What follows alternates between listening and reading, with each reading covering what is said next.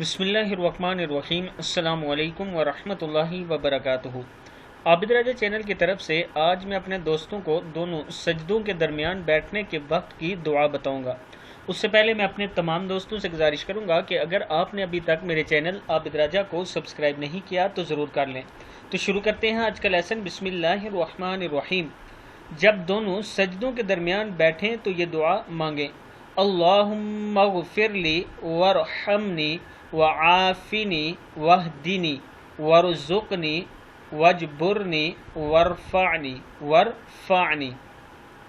اے اللہ، تو میری مغفرت فرما اور مجھ پر رحم کر اور مجھے عافیت فرما اور مجھے ہدایت دے اور مجھے رزق عطا فرما اور میری بگڑی بنا دے اور مجھے رفعت یعنی بلندی اور ترقی عطا فرما۔ یہ دعا پوری یا اس کا پہلا حصہ اللہم اغفر لی ورحمنی ضرور پڑھنا چاہیے تاکہ اس کے وسیلے سے دو سجدوں کے درمیان بیٹھنا میسر ہو۔ عام طور پر لوگ دو سجدوں کے درمیان نہیں بیٹھتے، حالانکہ یہ بیٹھنا فرض ہے۔